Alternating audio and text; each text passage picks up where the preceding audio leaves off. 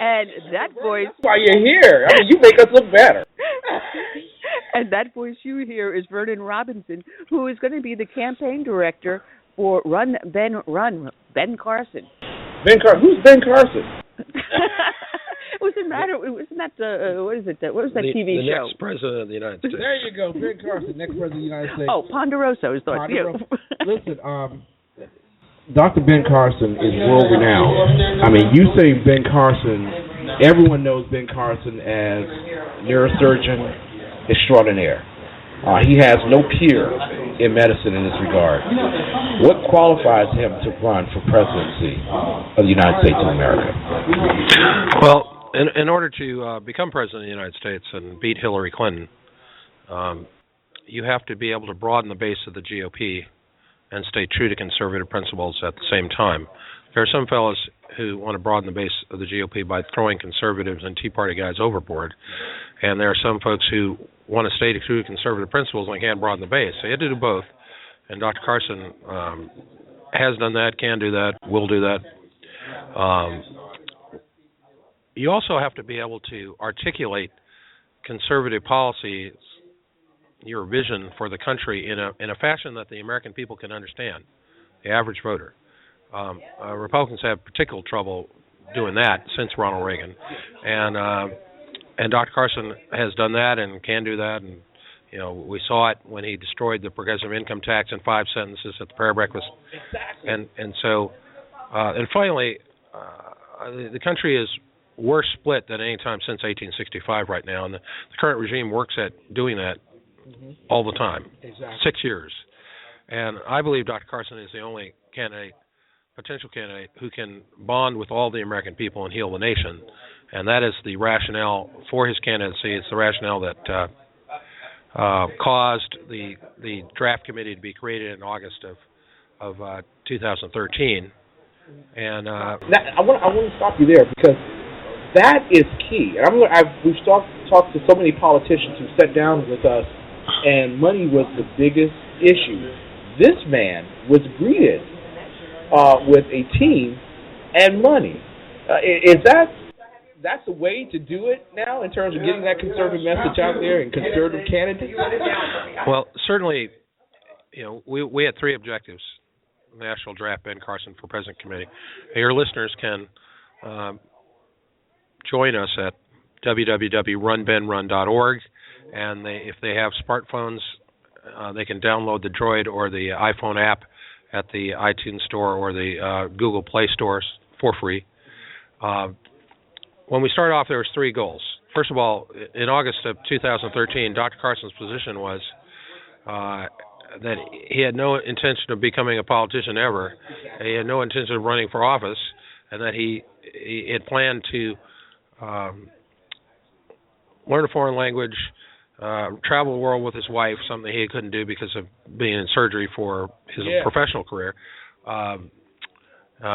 raising money for kids, continuing his philanthropic activities, and play golf.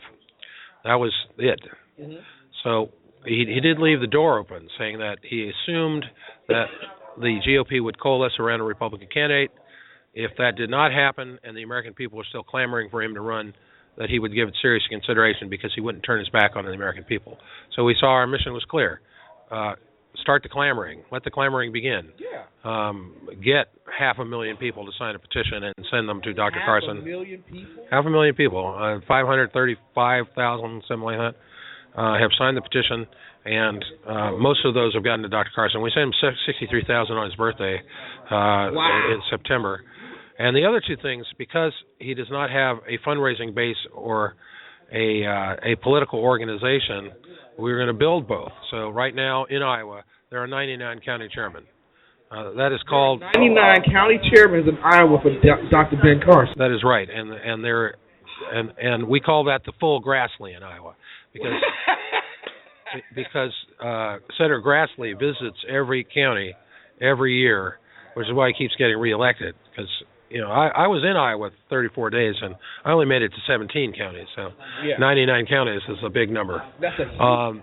And the other thing is that it takes about a year to net money in a direct mail campaign. Yeah. Well, that year was August of 2014, so that so that there is two things: an existing list that Dr. Carson will be able to use. He has to rent it because we're a super PAC and it was built with contributions that are above the $2,600 limit.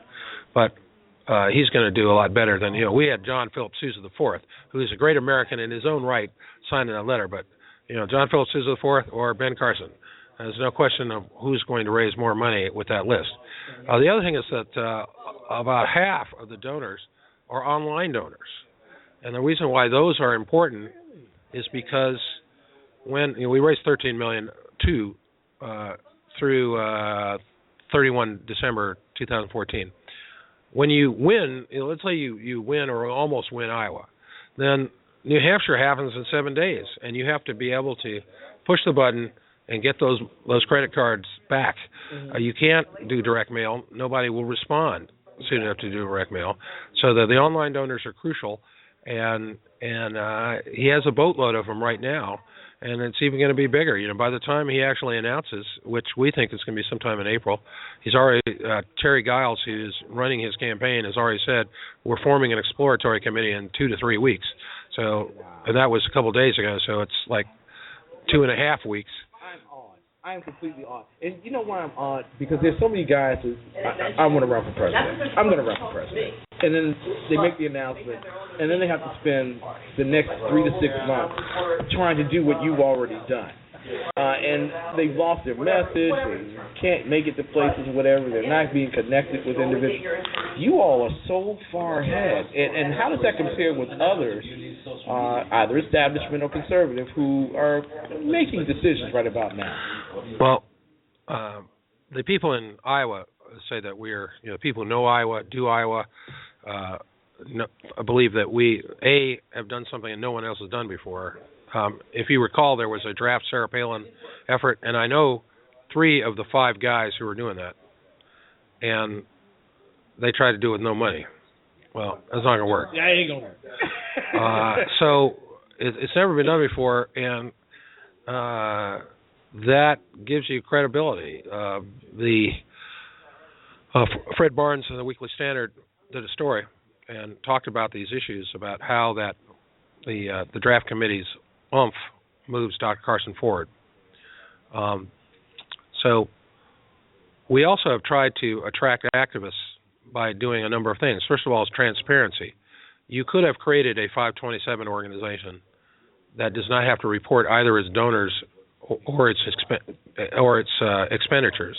We didn't do that. We spend $6,000 a month for an accounting CPA firm to make sure that what you read in the FEC report is correct to the dime, to the penny, and so you have total transparency of donors over $200 and how the money was spent. The second thing we tried to do is to have unparalleled accessibility. My cell phone number has been sent to 43 million emails and about 17 million paper mail. Are you serious? And nobody calls me because they don't think it's my cell phone number. So you personally put yourself out there. That's right. And John Philip Sousa IV did too. That would be John Philip Sousa IV, the great-grandson of the Marine band leader. And so he gets more calls than I do because he's chairman. But and his function in life, by the way, is to keep me from spending $2,500 without his approval. So that reins me in a little bit. We're talking with Vernon Robinson, who is the campaign head for the campaign director. Campaign director for Run, Ben, Run.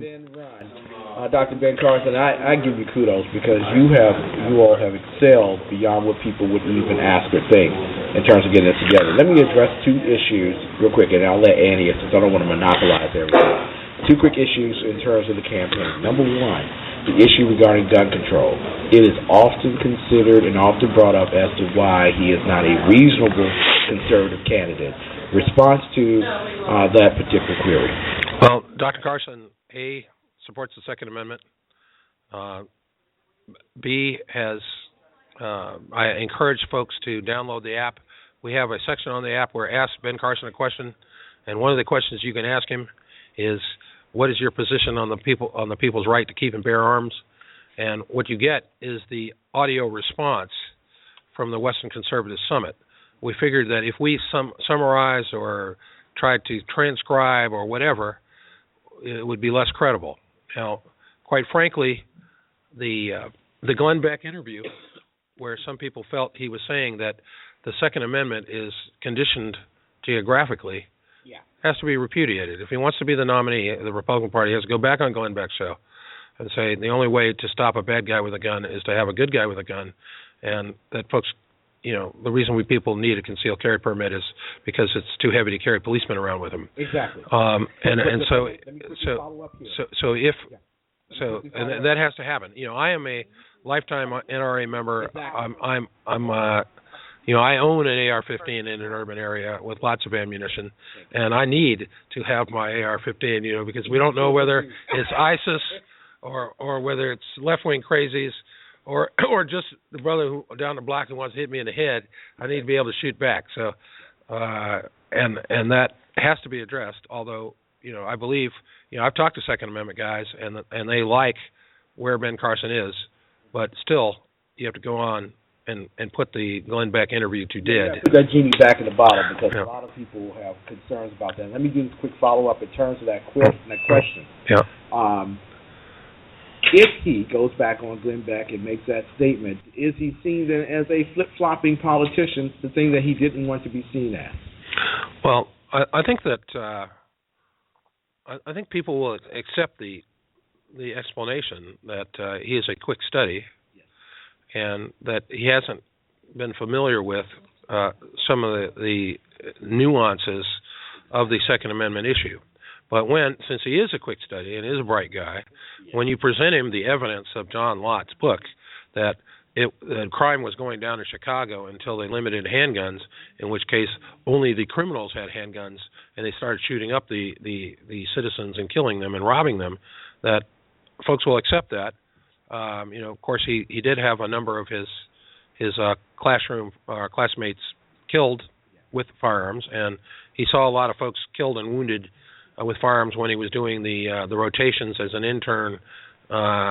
When he was doing the ER rotation, he saw a lot of that. So I think that the bottom line is most Second Amendment guys want to make sure that a candidate for public office understands the reason for the Second Amendment is not plinking, it's not hunting, it's not even shooting the guy who's breaking into your house. It's to defend the country from invasion and from tyranny. And he believes that. He articulates that clearly.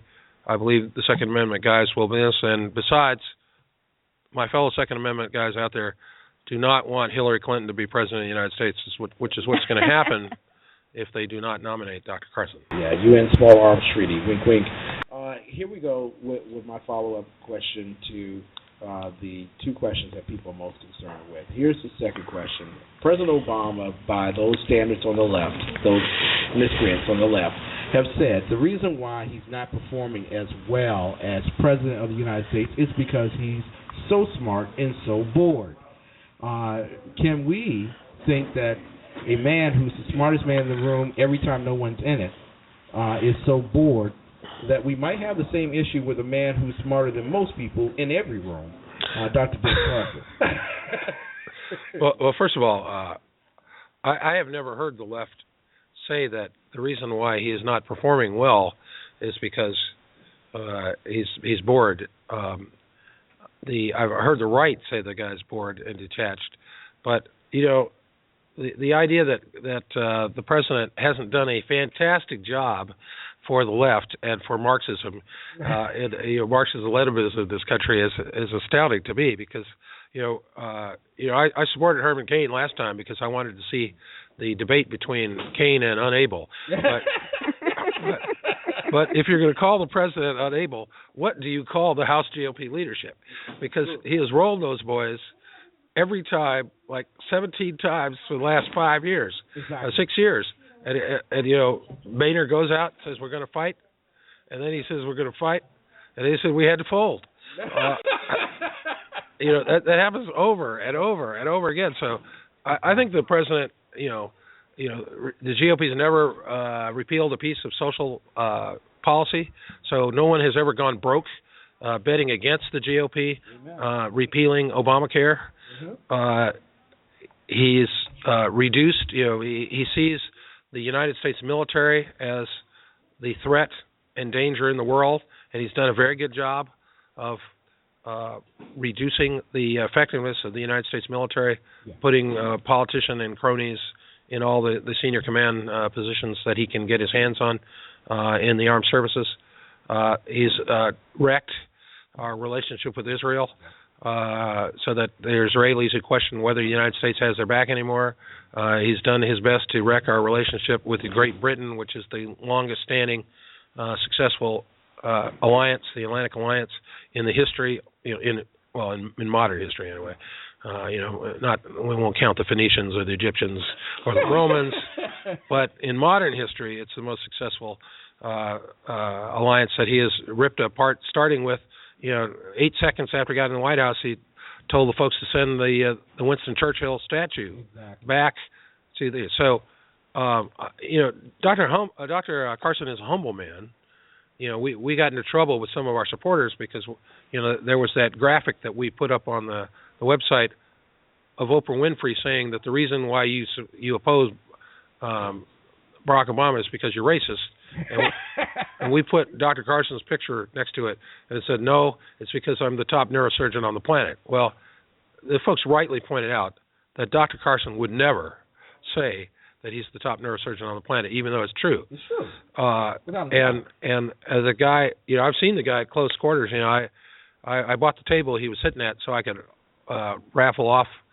Well, we had that contest, so you didn't have to pay to enter, but because I didn't want to be prosecuted by Eric Holder, but or any of the other Democrat attorney generals around the country. But the bottom line was that a South Carolina realtor, TKK South Carolina, and her husband got to sit next to Dr. Carson. And on the other side of Dr. Carson was a little girl from the little sisters, Big Brothers Big Sisters program. Yeah. And I called Big Brothers and Big Sisters because my wife did a tremendous job when she had a little sister. Which if the interview can take that, I'll tell you about that. But basically, I called Central Arizona Big Brothers Big Sisters. Said, "Do you have a little who wants to study medicine?" And they said, "Yes." And I said, "Good. Well, I have 2 seats that cost me $5,000, so if she doesn't show up, I'm gonna hunt you guys down." But the little and her big came there, and they sat between Mrs. Carson. The little sat between Mrs. Carson and Dr. Carson the entire night, except when he was speaking. They were talking to her. Well, actually, they did look up when I did a parody of his prayer breakfast speech about the progressive income tax. But with those 2 exceptions, he spent the entire night talking to her, encouraging her about what she needed to do in high school for preparation, what she needed to do in undergrad for pre-med, the goal, which is med school, and how that works. And so it was very impressive. I mean, we have the woman who signed up, who waited on them to sell them drapes. He signed up as a volunteer and said that, essentially you can tell somebody when the cameras are off and they're just talking to the help. Yeah. And the help signed up to volunteer in the campaign. So wow. So that is there are some people who the prima donnas, whatever. Dr. Carson is not a prima donna. So in answer to the room, it is helpful if you really are the smartest guy in the room, and you are not taken with that or overpowered by that, and you can interact with people as people. So who would he send to France to sing? What Grammy Award-winning artist would he use? He's asking everyone that. To sing to French President Hollande for not being there 7 days late? Well, first of all, the only way he wouldn't have been there if he had both of his legs broken. Exactly. So he would have been in the front row with the French president and the French people. I mean, of course, the French president is going to need to arm his police force and arm his citizens so they can shoot back when the jihadis are running around shooting up the place. But if both of his legs were things, he wouldn't send the singer. He'd send a record. It would be static. Don't start none, won't be none. Well, Vernon, I want to thank you for joining us. I'm sorry I didn't get the chance to ask any questions. Because Ken was hogging the mic. Ken was hogging it. So people can find the website at Run Ben Run. RunBenRun.org is the website, and run-ben-org. Run-ben- let's see, now you can't even get it right. Let's try it. Run-ben-run is the app available on the iTunes for those funny things that Apple makes, and on Google Play for Droids. And either way, we got to run to a quick break. But here's the question: we got 30 seconds. Can Dr. Ben Carson win? If the American people want to meet their only sacred obligation, which is to leave to their children and grandchildren in America at least as free as the one they were born in, an obligation we've utterly failed at so far, they will join the Great Crusade and support Dr. Ben Carson for president at runbenrun.org. Excellent. Dr. Ben Carson is running for the presidency of the United States of America for 2016. We've been talking with Vernon Robinson, his campaign director. We will probably see a whole lot more of Vernon over the next few months on our program as Dr. Ben Carson runs. All right, and we'll be right back. We're going to just take a